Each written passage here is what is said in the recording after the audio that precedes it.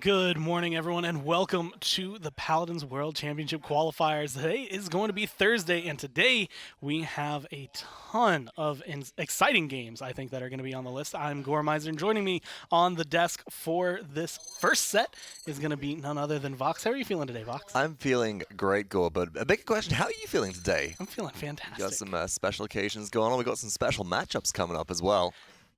Two elimination matchups today. Two elimination matchups, and it's actually an interesting setup for a lot of these teams because they don't quite know who they're going to be playing up against. That's going to be the first two sets. But don't forget that all of these teams right now are playing for one thing and one thing only, and that is to get to the top four to go play in the Paladins World Championship at HRX at DreamHack Atlanta. You can still get your tickets now, November 16th through the 18th. That is going to be just a little over a week away. So if you can, get here to watch what will be the best teams in Paladins playing against each other. Vox, I think you're just as excited about it as I am. I'm always excited about this, Gore. I mean, it's one of my favorite events of the year. It's one of my favorite times of the year as well. It's going to be an absolutely delicious surprise. And I know you guys are. I know Yeah. you guys are doing like Paladins casting Speaking and of stuff today. delicious surprises, 'Cause it's like happy birthday, Gormizer! the World Championship round and stuff. But we have a little birthday to celebrate.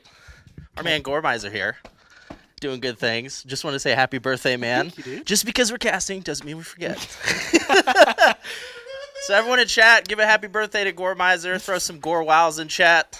Core wows in chat. That is actually one of the best That's the emotes we thing. have, guaranteed. Put the guys, hat my- on, put the Can I wear hat the on, hat put with- the I've been hat told by on. production that you headset. guys are required to wear the hats throughout the day. Oh. I don't know if I can get this over the All headset. day? Okay. We'll see what we can do with this, folks. I'm feeling fancy today. I got the ascot on as well. Hey, there we go. I've managed it somehow. Beautiful. I apologize in Beautiful. advance for the microphone. Gore, happy birthday, my man. Thank you, dude. Have a good cast. Awesome. We'll see you guys in the chat. Take it easy. Well, Thank you so much. there we go. That's This is going to make the shots really difficult with Rain Day. I'm going to be so tall. you're gonna be so. I'm going to be so Your tall. camera- I'm not sure. Me and Pretty Hair as well. We're going to fit into the shot really, really weirdly. I think I'm just about in right now, Gore. And that cake as well. Oh so my many goodness. party hats. There's so many party hats. Because we're going to have a party, Gore, and we're going to have a lot of parties today as well. We've got some Wow. excellent matches coming up. But let's take a look at the bracket, Gore. Let's see what actually is coming up today as we kind of get into the thick of things and see also where we've come from so far. And the big matches yesterday, I mean, Fnatic versus Virtus Pro, with both of those two teams advancing was the name of the game. But Big Eagles versus Space Station, Sour Team and Armada up on the docket today, two upper bracket matches. So both of these teams not having taken the spill with elimination yet. Also, all of those teams have only played one set so far this tournament. A lot that still needs to be shown, I think, from a lot of these teams. That's actually one of the things about doing these pre-test segments. We've seen online, but so much has changed for these teams in the few weeks they were offline, the few weeks of practice they had, that their one set hasn't really been telling. I mean, I even put this down Pretty yesterday much. when we were looking at, like the Rider set. I was like, we have maybe 12 minutes of gameplay really to pull from to be able to see what these teams are doing. Space That's tough to Station, splice. Big Egos were both able to pick up some big wins. And the question is whether or not they can actually do enough here, because whoever loses here isn't completely out. The first two matches are not going to be elimination. That comes later. But they will end up going up against Sanguine. So they Absolutely. do still have a little bit of pressure, a little bit of fire under them to keep them ahead. So whilst there won't be a doubleheader today, folks, and we will have that match coming up in match number 3 today, the loser of the first set versus Sanguine Esports.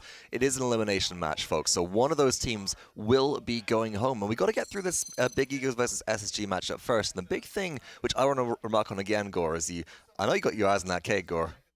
I'm glad we don't have like that was utensils in here. that was such a pleasant surprise. It was a very pleasant surprise. I'm glad you don't have a pocket fork or something, like a pocket knife that you can pull out and immediately just Well, kind of now slice. is actually the time. I don't actually have one. That'd be Either way, now we can fantastic. talk about Space Station, who We have really come can. through.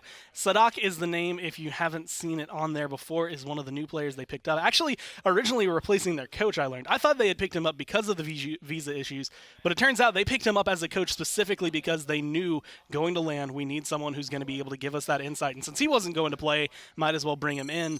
Absolutely. Now, being able to play with him, I don't think there's really a downside to pulling him in.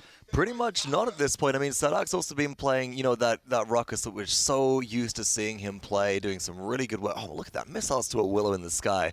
That's what you want to see, folks. But also, Ruckus has been a big point of contention this tournament. Kind of a sleeper pick, which a lot of people haven't really been talking about yet so far. Ruckus is the most winning out of every single frontline champion in game with a 75% win rate, and Sadak is an excellent player to pick up that champion. Notably, though, Ruckus has only been picked and banned 32% of the time.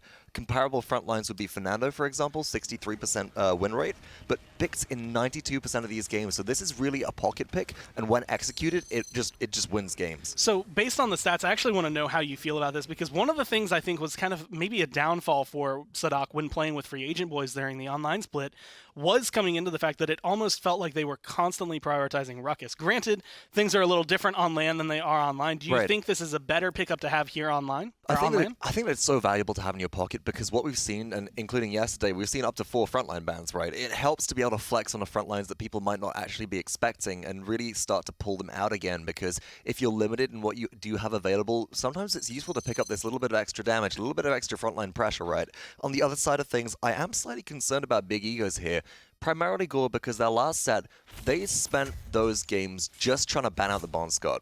Yeah. And how much practice do they have at trying to ban out a team like Spacestation Gaming? A lot that they're going to have to kind of figure out, I guess, going into this, what bans are going to be prominent. You could see them actually at the very, very end of the list, William355. But this is going to be Serpent Beach. This is going to be SSG's map pick, so you expect them to feel confident. But this isn't one that's out of the ordinary. That's one of the things I think is always good to keep in mind for these best of threes. You're not going anywhere crazy. It's not going to be a secret Ice Mines pick. Right. You're going to see these Serpent Beaches, your Jaguar Falls, your Frog Isles, something that every team has and every team knows how to play. Which is interesting because, we have seen bans of Serpent Beach and Jaguar Falls coming through a bit more recently. Fish Market does remain the most banned map, Gore, overall, and we did see Jaguar Falls, Ascension Peak, Frozen Guard, and Ice Mines taken off the table for this set. So we will not be seeing that Ice Mines. I am very sad indeed.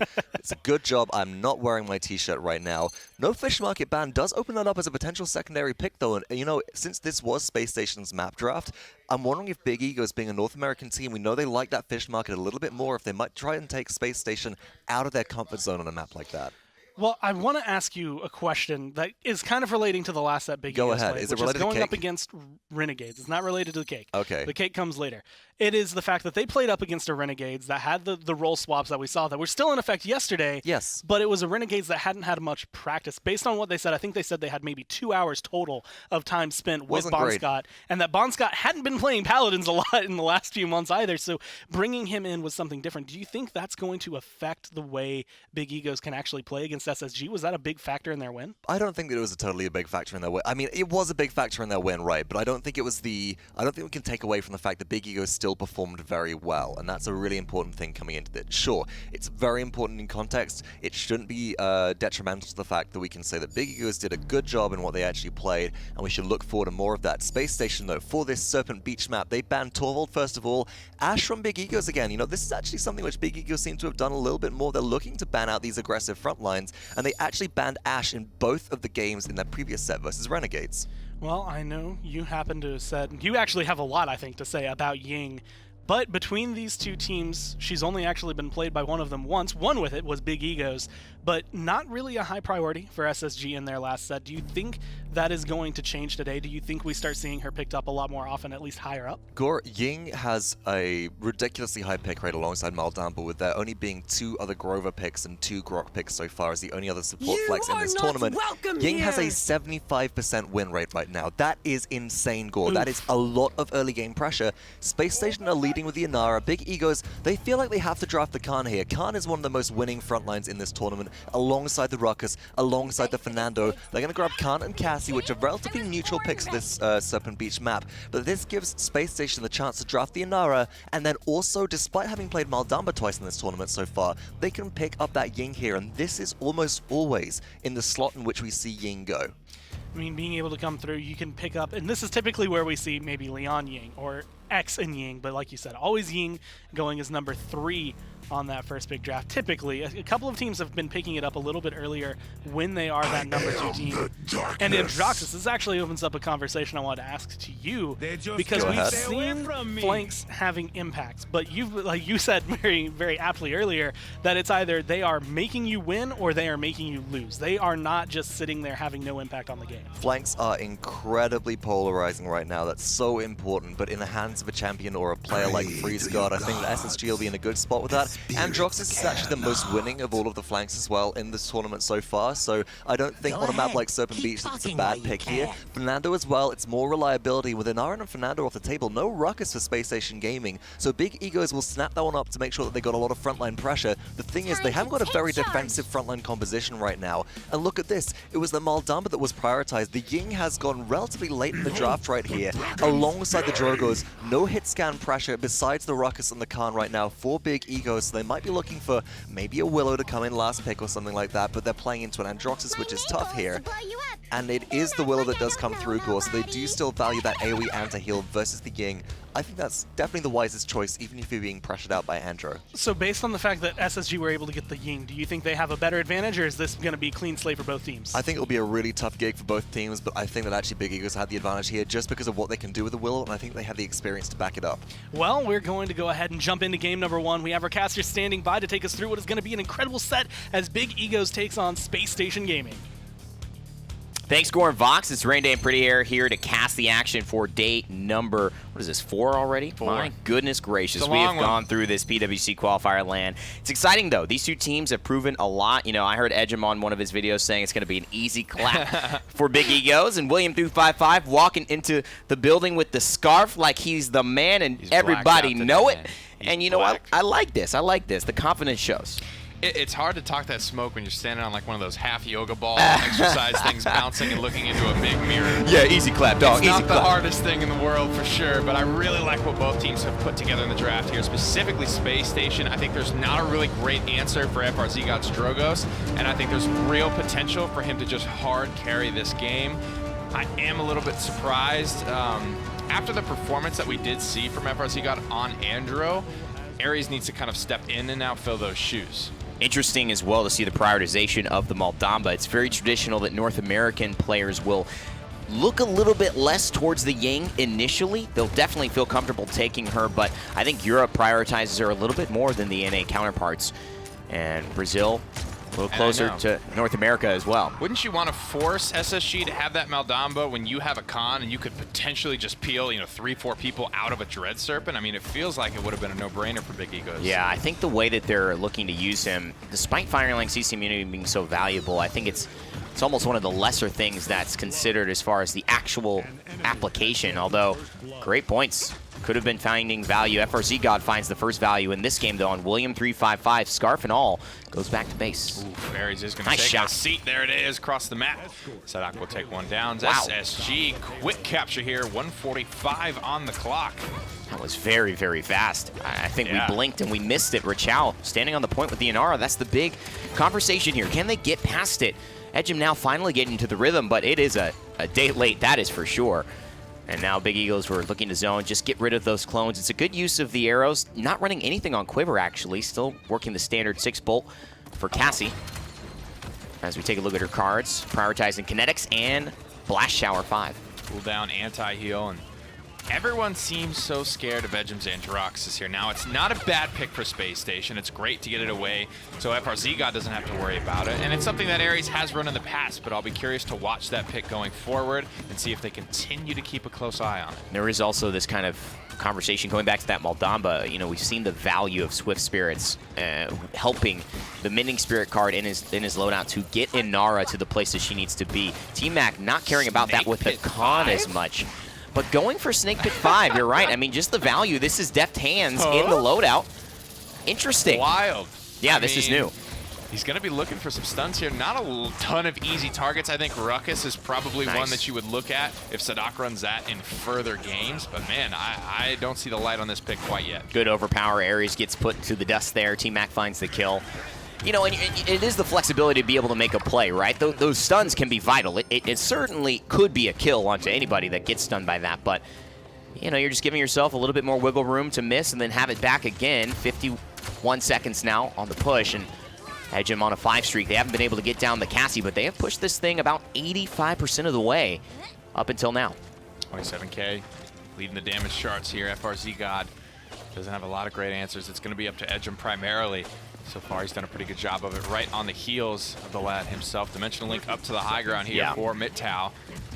They're going to launch a Dragon Punch here. About half HP, though, as he comes around the corner, and he's not able to find a home. I like the attempt, but Sadak is just so late on that Immortal. He doesn't save FRZ God, and you just wonder, wow, we got 2 ultimates for that because Drogos loses it because he dies mid-flight, and then the Immortal gets nothing. Great defense there from Big Egos. They've got to be feeling confident as they look to push these guys back. And you're hearing the last couple of seconds tick off the clock now. Those are far from going to be available in the next round here. The overtime will start. Fire Spit is going to only connect onto 1 target here. This is a very haphazard attempt from Spacestation Gaming. I mean, FRZ God missed more there than I think I've seen him in the entirety of his play in Paladins esports. 4 shots in a row, but there it goes, makes up for it. But it is too late because they've lost their positioning, and now overtime starting to help with the defender's advantage. Mid-Tal's going to go down, and Big Egos will hold. Those are some clean shots, my goodness. Yeah, they've been making good use of the ruckus. A couple little gifts being dropped off here for us in the studio. Yeah. Some birthday hats. So cheap, but so effective. Don't you call these miracles of happiness cheap? Miracles of happiness and ingenuity and engineering here. 1-4 for Ares after the first round. 2-4. It's 3-1 for the Ying. Spacestation Gaming's support. The man driving the killing blows home. It's not easy. Someone's got to do it. It's not easy being green. 6,600 player damage resulting in a couple of last hits. You love to see it. Someone's got to do it at the end of the day. Healing just topping out for the Ying here. 5 minutes gone by. There's the scout from Edgem. He's going to find out where everyone's sitting and hiding behind these blocks. It's not too complicated. Pretty much everybody takes this high ground. It's the standard opening for Serpent Beach, but Willow now, Niu, applying the pressure. There's the illusory rift to start it out. Ares up in the air with the Accursed Army, finds Edgem there. Now Niu has to respond, otherwise Space Station Gaming have certainly taken the edge. Fateflight hasn't gotten much. Sadak with a beautiful hold, and it forces the Overpower to get, oh my god, mid-Tal, but William 355 and Watkins both find kills, and now it turns things back towards Egos. They're just forced to drop onto the objective, though. Rashao has been here the whole time, 84% to nothing with so many ultimates used. You gotta kind of call that a loss for Big Egos. They don't get anything on the capture objective, just now seizing back map control. And that does, you know, talk about a little bit of an issue there. When you get those 2 kills, you have to push them back because you've seeded so much early on. It's, again, a 99%, but the overtime luckily will tick away here. Edgem running what most likely is the Impulse Cassie, not able to get the damage onto the Fernando, who gets up close. Beautiful shot from Sadak. The fireballs keep hitting, and now it looks like he's going to have to contest against 3. A beautiful Commander's Grab is going to drop the shield. He doesn't have it for another 12 seconds. Watkins throws his back up in response. He's got the Immortal just in time. Rashao is back as well, but they're running out of steam on the objective. Great fireball onto William. Shield up in 3. I love this from Sadak. He's so dangerous when he shows up, but is it enough? Big Egos have slowly but surely taken back the control of the point. If FRZ God goes down, no, he skates out with just a sliver of life. Will a Fire Spit, will a Rocket come back to haunt them? The Dragon Punch isn't quite ready, and there's the Overpower as well. Watkins get rid of him because he has to Battle Shout. He has to throw up the shield. Gets rid of the clone. Overtime still ticking away. SSG and Big Egos couldn't be closer here. Evan, the kills are just not coming through. Finally, FRZ God manages to put 2 on the board, and Space Station steal it away. They put up the wall, and with some beautiful theatrics down the stretch, the boys from Brazil somehow get it done. And this is the tell of the set. It is going to be a barn burner, ladies and gentlemen. These 2 teams look to be evenly matched here on Serpent Beach, and just a knife's edge separating them both.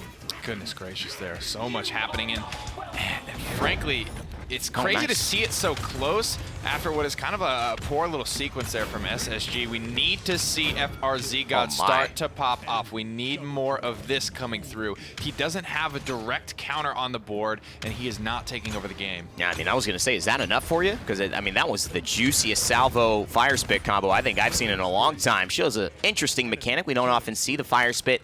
If it doesn't get exploded midair and it lands onto an opponent, will actually provide bonus damage to the Rocket. So he was hitting somewhere of 1105, normally 850 there. Watkins throws the shield up, but no need for that. Back to base, double kill again. FRZ God starting to get going here for SSG. Momentum, and now Niju trying to flank. This is good just in the fact that it's going to pull FRZ God away from the front line. It's going to distract him for a little while.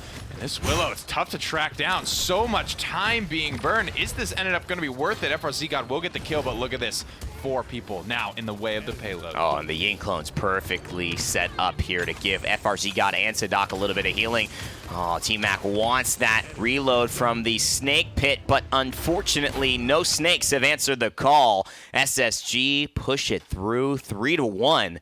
And now they have a chance to win. This is big. Let's take a look at the INAP instant replay here. That was an absolute light show of a team fight there. Look at Watkins, so low HP, manages to be taken down by the fire spit. And the big thing here, Nick, is that this was the 99. This was the moment we talked about potentially happening, where FRZ God gets away with a sliver of health, comes back, hits those big fire spits, those salvos, and then allows Richao to have just half a second on the point by himself. My goodness, look at the difference from round 1 to round 2. I believe he was 1-3 when the second round started, so picks up an absolute metric ton of killing blows during the second round. Incredible stuff there. This is the best of 3 guys. I think both of these teams are going to be very momentum-based today. I think whoever takes game 1 is taking the set. Yeah, it's very, very important to get that momentum. And you can imagine that both teams here trying to have these victories, these wins, still prove themselves on this big stage, especially for big egos. Spacestation Gaming have had some luck internationally, but haven't gotten as far as their Latin American counterparts in Nocturnes earlier in January. I think this is a decent call. Get Midtown, overpower it, allow Niu to just find the kill. You've taken the high ground, and Richao doesn't have 30% on the objective until just now, so you're already ahead, I think, in this team fight. 1 for 1 there. William manages to pick up 1 more. Get out of under there. some pressure, feeling the heat from Sadak. He might just go down, but this Willow is pretty quick. She's getting around the map very effectively, trapped right now. Can we see the loadout? They know where she's at right now. She flutters up. Back to the safety of her team. I thought he might have had shenanigans in there, just a little bit of extra movement speed, because you're right, but I think that's just a mending spirits here and there, giving her that extra maybe 14%. I think he had at level 2 for Swift Spirits from the Moldamba, 78% and counting now. Battle Shout, it takes a rid of the Dragon Punch, so no Dragon for you. This time Watkins makes it out alive, and FRZ God goes down. William 355 cleans up the final blow, and Big Egos are back in a big way on Serpent Beach. They use so many ultimates there, and that's the right play, right? They have comeback mechanic. They really just need like a clean pick or 2, and they'll be off to the races here. They just barely got that done, though. That really shouldn't have been that hard of a fight. I think while it is working, it's barely working, and they probably need to develop a little bit of a new strategy. I think if they try to do that again in the next round, that same just bulldozer up with our ultimates onto the enemy high ground, I don't think it's going to go very well. What I like that worked for them is that they took the overpower onto Midtown early. I was going to say, actually, do you go and just overpower FRZ God, because he's had such an impact, but you still have 2 front lines with the Ying healing, with the Illusory Rift. That is a bad look. So I like the fact, get rid of your blaster, get rid of the pressure. He's, what, 17 and 7 right now? I mean, his KDA is outrageous. Look at that. Man, on the money. And he's the guy that's really making your life hard. Who else? Ares isn't hurting your tanks. No. Yeah, you know, Sadak is poking you, but he's not killing you. And that's really what I'm wondering about. I mean, he should be kind of on Niu, I feel, this game. That's really his primary target. He wants to shut her down. Niu has been allowed to just run wherever he wants. He shouldn't be making it around to the enemy high ground, back onto the point, into the Nook, waiting for a cooldown, flutters back. I mean, that's so much time where you just know where he is. This should be an easy kill for Ares. Now here's the Dragon Punch as well, coming through. FRZ God just trying to force them back, and sometimes, you know what, I like this. You see it went from 1 to 31%. If you use your ult, but you don't die, and it completes, you get your 30% back. Watkins throws Androxus, but Androxus gets the kill onto him. Beautiful stun there by T-Mac. That's what the Snake Pit's for, but will they come answer the call? A little bit more than they did last round. It's still 3-2, but Big Egos are looking closer and closer to push. Small potatoes here, but it's wise that FRZ got dropped down. He still gets tracked out. This is looking like conversion. I don't know if Space Station are going to be able to stabilize. Ring, ring, ring, answer the phone. William 355's a knockin' and a callin'. He's doing it all. In fact, he just kicked the door down. He said, I'm not waiting for any response. 3-3, Big Egos answer back. And now we got ourselves 1 point to decide game 1. So we'll take a look at the ultimate economy once we get back in the game here. But both of these teams feeling the pressure, feeling the heat. It's good to see Big Egos bounce back after that. It's so easy to kind of just let that one slip away after a momentous quick capture and quick conversion there for Space Station Gaming. They don't have their Dragon Punch, they don't have their Immortal, but they've got other resources in the tank here. Most of the big things up for Big Egos, the big hole in the plan is going to be the overpower. I'll be curious to see how they operate without it. Really good plays here from everyone across the board on Big Egos and Space Station Gaming. It's time to get this last objective fight started. 13:50 gone by here. in the first round, and the Hexafire is ready for William 355. The tension building, you can tell.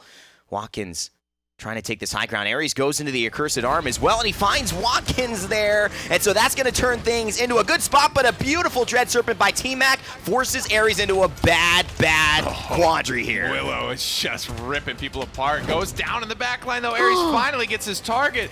I don't know how he managed to just run right by William and assassinate. Now this is looking even better for him. So much damage landing. The hands go up. That won't land, but FRZ God, meanwhile, is just ripping them apart. Maldamba trying to keep this ruckus alive. You know, he missed that dash, Nick. Is this going to haunt him? William 355 does die. It takes a second, though, and oh no, I think this is SSG cleaning things up. What a beautiful point fight. Emotes on the objective. Sadak pounding out for his teammates as SSG grab game number 1 here in this set. That's great stuff for them. That's good Fantastic football. stuff. I mean, they were doing so well without Ares, I feel like. 6 and 11, he's not really having the type of impact. He goes off, he just gets a couple of key picks there. That fight becomes so much easier for Space Station Gaming.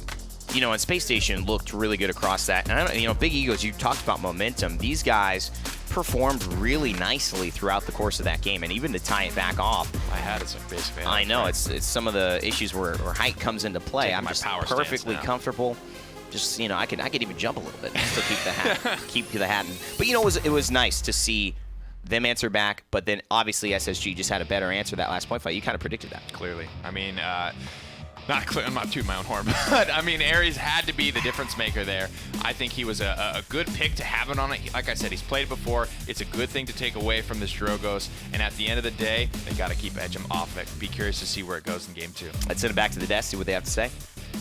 Well, a very interesting way for the day to start off. I mean, going 3-3 immediately, but SSG look incredible with the way things go. Big Egos had a lot of retake potential, but I feel like a lot of ults were being forced out into certain scenarios, and that kind of played into SSG's hands. Yeah, and let's talk about certain scenarios as well, such as his missteps that happened in that second capture round where, SSG took a bit of an advantage there, Ghoul. Let's talk about what went right for SSG and what, didn't go right for Big Egos, which is Big Egos stepping off the objective. We have a really clutch moment and just some little mistakes where, for example, you have Ruckus step back, try and take out Drogos. William takes their foot off the objective. Inara's contesting all the while for the side of Space Station Gaming.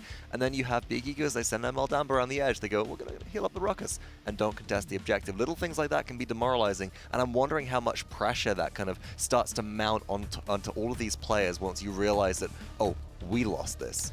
Well, Big Egos were looking incredible in that fight, even being able to pick up all the kills, just not the objective.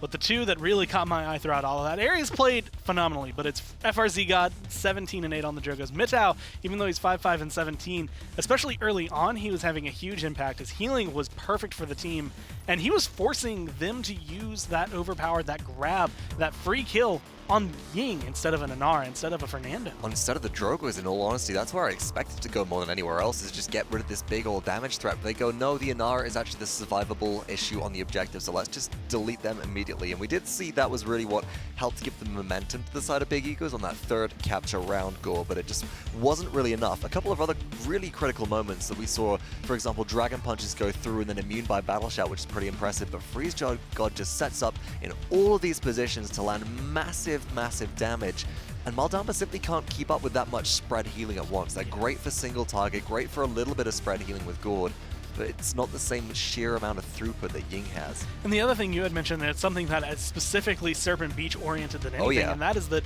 because you have Androxus, because you have Drogos, high ground control was never always there for Big Egos. There was always some contention on whether or not they could find it, and even in clips like that, you just see FRZ got blowing them off. Well, let's draw a parallel right to the very first match that we saw in this tournament. Day 1, it was Kanga versus SK, or SK versus Kanga. Map 1 was Serpent Beach, and we saw the fact that we had this Victor pick for SK, played by Invocal at the time, that was really struggling to try and get the team through the choke point defenses of Kanga on this map, because high ground control, if you've got nobody who can get up there to displace damage dealers, that especially like a Willow that likes to shoot the ground, or a Drogos that likes to just stay up out of harm's way, then you have a really tough time. But Androxus, Drogos, both having their airborne mobility, really great draft from SSG, knowing their maps rather than knowing their opponents is what I'm seeing here. They're going, this is what works under this case of scenarios for us. No matter who our opponents are, this is what we feel comfortable with. There were a lot of small moments, I think, that played a lot. I mean, Sadak specifically was finding a lot of long-range fireballs, which I think were making big impacts.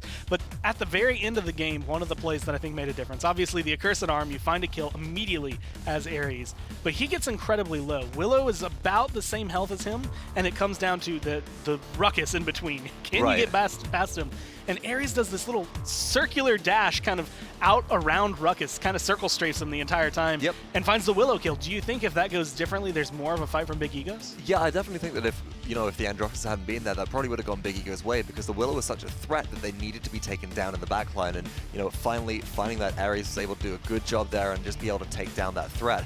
But one of the really important things that Ares was running in their loadout, we could see this, was dash reset on that Defiant Fist score. That was the Abyssal Touch loadout card coming through. So what we saw in critical situations, especially when there's one person left to assassinate his Drogos, and then you need to get out again, is you'd shoot a couple of times, you'd use the punch, not for the finishing move, just to reset your dash so you could finish somebody off with a quick flick and then get out of the situation. Little bits of min-maxing coming on through. Ares, normally known for their frontline play, really swapping quite well over onto this flank pick. A lot of push and pull, but I think SSG, to me, it never felt like they were fully out of control. It kind of felt like they were playing the game at the pace they wanted to play it. I would disagree. I'd say that they felt very out of control on that push from Big Egos. Big Egos had a really easy push at that point. On the objectives as well, that second capture objective, when they won the point really because of an overtime reset mistake. Interesting stuff coming through there. Bright Marsh, map number 2, Gore. This is our most popular map that's been played in the tournament at this point. People love Bright Marsh. It has come up more than any single other map. And I can tell you how many times it is, Gore. That is a grand total of 8 map picks at this point. I mean, it's probably the one, I want to say, that has kind of taken the place of where we used to see Frog Isle, right? Frog Isle was the we can 4-0 you because we know we can get momentum. Right. Bright Marsh is now that we can 4-0 you because we can get momentum, but it's taken that place of everyone knows it, everyone goes here. It's not out of the ordinary to have to figure out a new style for Bright Marsh drafts. So I'll propose a counter map where I think it's really actually taken over from. That's Jaguar Falls. Jaguar was banned in this set. It's got a lot of just similarities in the way that the actual structure of the map is. That three-dimensional space and the enclosed capture objective. It's a little bit more open. It allows flying champions to be a little bit more versatile there. But Jaguar Falls is the one which we've seen more bans come through than expected, I think, so far. So as we head to Bright Marsh, folks, Big Egos, they have first pick. Again, following the trend of your map pick, you choose first pick because they want to get their stuff online. They're banning the Ruckus first of all. That was something which they picked in the last set, but they don't want to give it through to Spacestation Gaming, maybe because they're looking for a different style of draft composition. Well, the Ruckus and Nara. Ruckus not only being very adept on Bright Marsh, but adept in the hands of SSG as well, so something you definitely don't want to deal with. But the Inara, one of the things that caught my eye about last game was the fact that even though the second point capture is close, even though the third point capture goes the way of Big Egos, every other point, it's sitting around 80% overall picked up for SSG before Big Egos That's the whole can thing fight. with the second point capture, Gore, is that it got to 80% before Big Egos used Overpower for the first time onto Mitao's Ying, and were then able to try and take back control. But again, for Bright Marsh, it is Khan and Makoa that are banned for Space Station Gaming.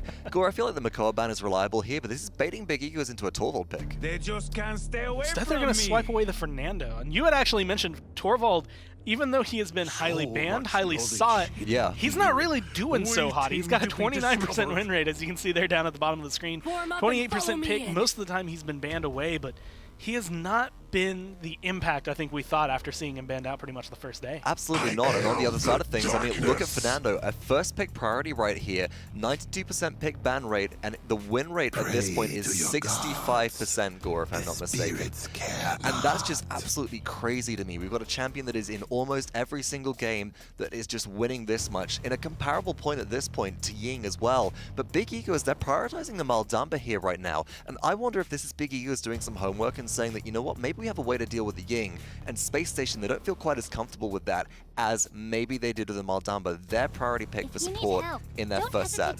Well, Androx is coming through, and this time going for Edgem, and that is what we saw him be a monster on just a couple of days ago. Do you expect that to have a big impact being on Bright Marsh? It's a little bit different. Serpent Beach, that's typically an Andro map.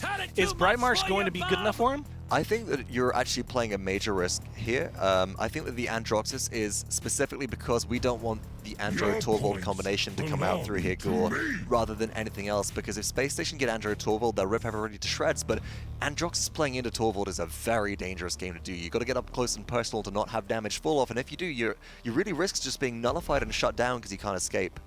Now Drogo's locked in, Sky actually being hovered, and as weird as it feels to say this, like my mouth doesn't even want to make the right shapes in order to get this out, but this is one of the maps we've seen Sky be successful on. Do you think she'd actually be a good pickup? You know, with Sky having changes to the way her fall-off actually comes into play, she has a little bit less damage fall-off right now, so the distance in which that kicks in is a little bit longer. She's more effective from mid-range. In combination with the Torvald, I could see you potentially blowing some people up, but it will be the Talus that comes through, Gore, and as you can see there, 36% win rate. Talus is the least winning flank out of the 4 flank picks which have been drafted into compositions this tournament. I do not like this right now for Space Station Gaming. I think that the Talus pick, despite being combined with Torvald, is a mistake here, and that even though Big Egos are playing Andro into Torvald, they have an easier time in the draft. Well, there's only way to find out how exactly it's going to go, and that's to get into the game with our casters. Once again, Rain Day and Pretty Hair, go ahead, take it away, and take us through game number 2.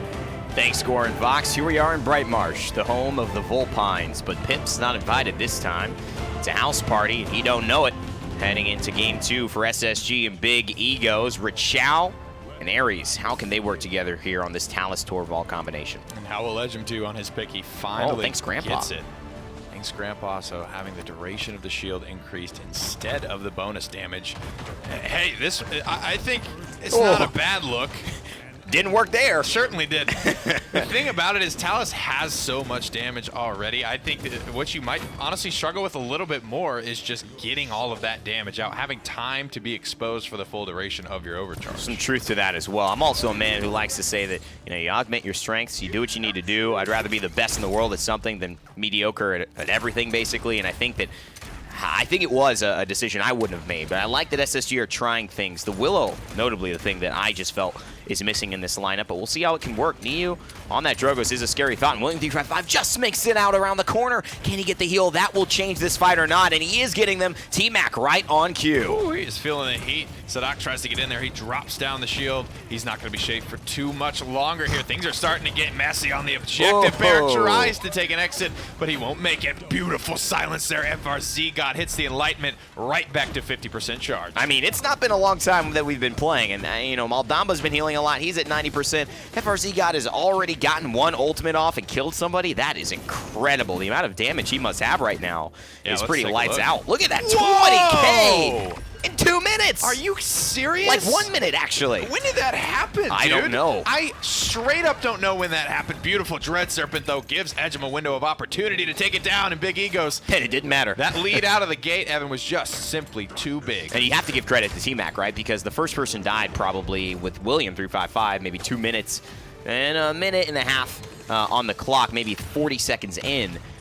But he must have been getting shot the entire time. T-Mac had to just be healing him back up and up and up and up. That's the only way you get 20,000 damage.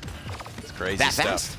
4 minutes on the clock now. Can they get this one pushed through? Big Egos already have some big ultimates coming online. Here's one of them. Let's keep this ball rolling straight to Torvald. Not even concerned with Talus, but FRZ God punishes. Ooh, and that's the question. What is happening? Would you rather take off the threat?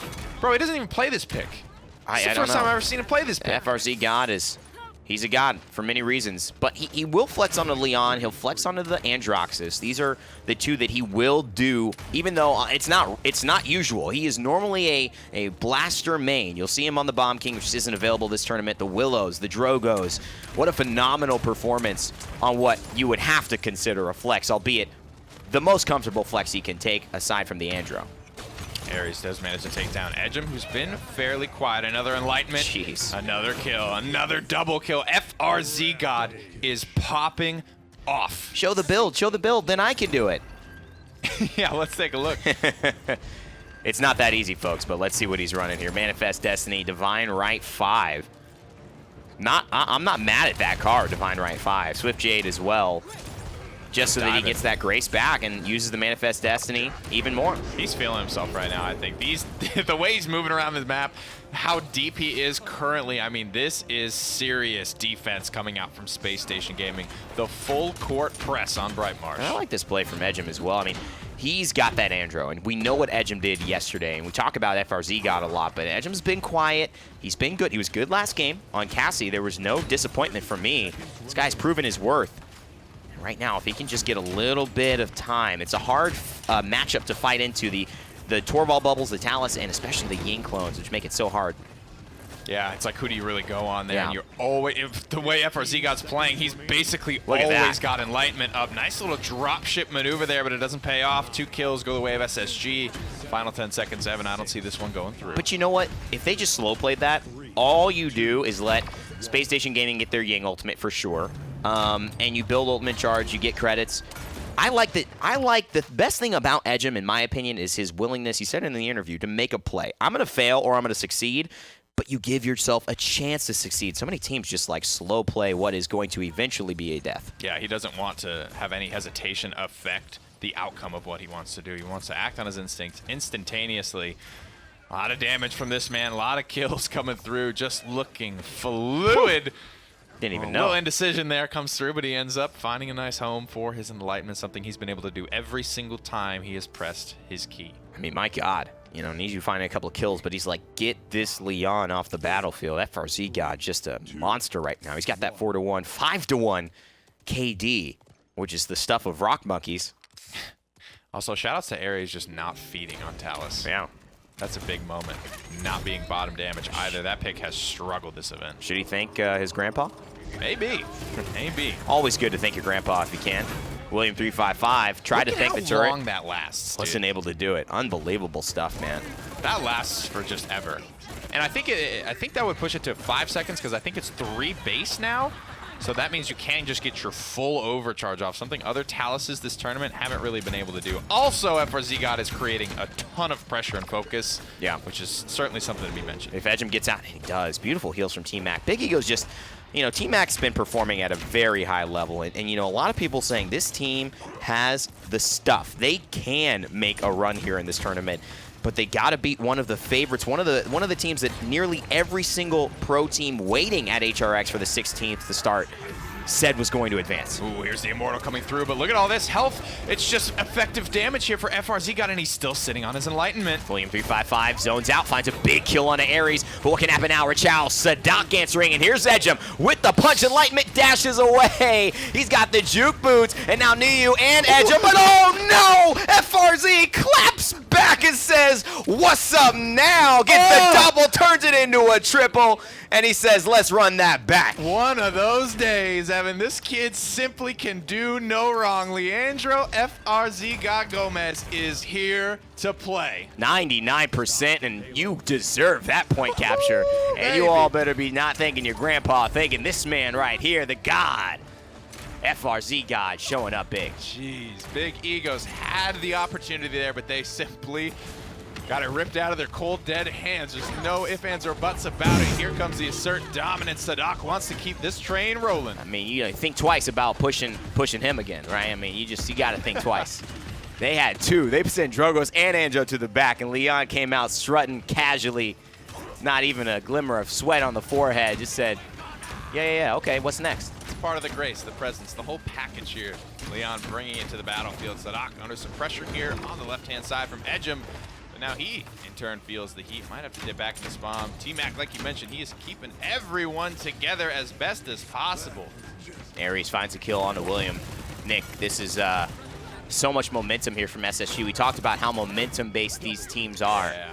And it does look like this is going to be a tough one to come back from. They are 1 point away if they can continue this push, and it looks like they will be able to securing their spot in the next round, advancing into the winners. What I believe is close to the semifinals. It's worth mentioning, though, this is a winner's matchup. No one's going home here. Yep. These are the winners, brother. These are the guys that haven't been taken down yet. This event, here's the INAP instant replay. Who else? The man himself, the kid. And this Enlightenment, while it doesn't hit, it bails him out of that situation. And maybe some of this movement speed, right? He's hard to hit right now. He is moving far quicker. And you only have so many of opportunities to miss before he's going to pin you to the wall. And what's amazing is that his loadout directly comes into play there. If you take a look at it one more time, it was the card Swift Jade. Reduce the cooldown of Grace by 1.5 seconds for every enemy hit with Valor. His Grace is a 5-second cooldown. what he does is he hits 2 of them, so it turns from a 5-second to a 2-second cooldown. By the time he gets 1 shot off, he can secure the kill on Niu with grace, get away from Edgem, and then find the last shot. It's a beautiful synergy, and you can see why, you know, this is definitely helping him in his playstyle. This is where SSG has struggled this game, though. This initial point fight coming out. Sadak almost dunks poor little T-Mac in the backline, and FFRZ God didn't even steal it away first. And they need this. Niu stays alive. Thanks, Grandpa. I cannot believe that fireball missed. William 355 in the barracks just not working. 11 streak, 6 streak, 13 streak, and a 5 streak. SSG just won't go down, but Niu, he starts the pain train. Can he continue it? And there's the Ares Talus overpower after the true power. And 66%, they might have just zoned it out. Oh, God, FRZ God finds a way to the back line, picks up the support, picks up one of the backliners. William dancing here. FRZ God, despite how hot he's been, he's still not taking Immortal. risks. He didn't use it. Watkins didn't use the Immortal. He had it. He could have bought some time, and maybe the time would have been useless. But it doesn't matter. You still want to make sure you go out swinging, and that's just Big Egos taking a 2-0 loss. SSG, they'll move on. Absolutely just curb stomped by this Leon. It's unlike we've seen this tournament. I mean, that was without a doubt the hardest carry, the best performance we have seen so far. FRZ God keeps his team up high in the winner's bracket, as well as you have to shout out Sadak was not far behind him on player damage. Yeah. That's pretty insane of a performance to try and keep up with. Much better on the Ash today. And you know, SSG, they've had their moments of success. I think in spring was their big coming out party. In summer, they didn't perform as well as they wanted. And I think now this is the opportunity for them to really make a run. Will this be the Nocturnes Gaming of January? So far looking good, taking down a pretty formidable Big Egos team with a lot of veterans, a lot of land veterans, a lot of talent here. Edgem just trying to get his bearings, saying what went wrong. Not an easy clap, turns out. Well, we'll send it back to the desk and see what they have to say about SSG, taking a quick 2-0 over Big Egos. Well, I want to know where that here. easy clap went. It's- Because that was not easy clap at all for Big Egos. Gore, it's a party out here. That was the Freeze God Fiesta right there. It was everything about this player. We could talk about a lot of other things, but I really think that we do have to just bring up the Leon. Before we get to that, I'm going to say it again. Talus on Bright Marsh just kind of sucks. Stop picking it. It's bad. Torvald also that game as well. Remarkably, just didn't seem to make that much of an impact. There were a couple of bubbles here or there where it's like, yeah, this might have helped win a trade.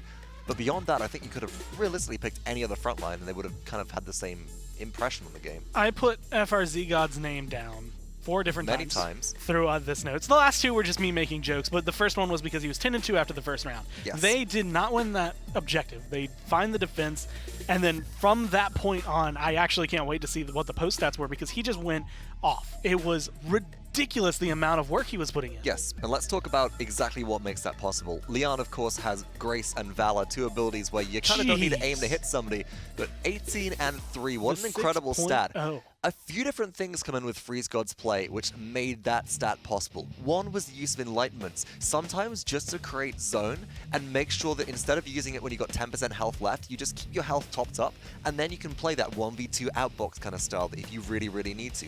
Secondly of all, target prioritization was phenomenal, and we saw such a good demonstration of that during that 1v2 where, okay, Andro has the reversal up, let's make sure that we're focusing on Drogos. A couple of other things, taking out Maldamba right at the end of the game, threading the needle at this point, folks. I mean, Freeze God, we need like a Weaver title or something, we need some reference to cutting cloth because again, just threading the needle with this Leon was really the name of the game and making sure those shots hit where they really needed to. Window position as well, something we don't see too much of on Bright Marsh. This Leon got a big flank off right at the beginning of round 3 and then was able to just help lock down that poor Maldamba that got dunked by an assert dominance right at the start. Overall, the Freeze God showed this game without a doubt. And being able to make up for things like you said, Talus not really doing too hot on Bright Marsh 90% of the time, most of the time when it comes down to it, but being able to finally come through. He gets a winning game, but I feel like that was all Leon's backpack more than anything. Absolutely. And if I'm remembering correctly, this actually puts SSG in a great position because one more win for them does actually mean a trip to HRX. That is the way it works for Fnatic, Virtus Pro, and SSG, but they do still have another set of opponents that they're going to have to go, either Sour Team or Armada. Do you think there's either one of those two that would put up a better fight against them?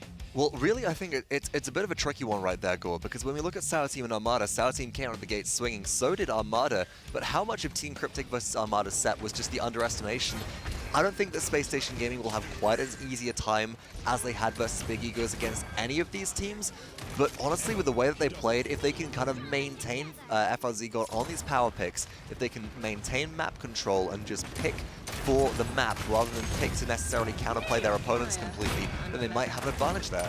Well, I will say SSG, FRZ God specifically, was a goodness. god that game, I think is the only way to describe it. He was phenomenal. The entire team has been playing impressively, I would say, especially compared to what we saw in the Summer Lands. Such a well-deserved MVP as well, just being able to claim that. He literally was the most valuable in that game. There's no argument about it, folks. And I would say that beyond William355 stepping off the objective in map number 1, FRZ God on the Drogos, again, probably your most valuable player in that point as well, just in terms of raw damage numbers. A really good performance overall, looking great for them to move on and move forward score, and that is the big name of the game here, right, for them. Space Station, they're now looking to the matches ahead. They have a great demonstration of what's coming up next, what they might want to be expecting.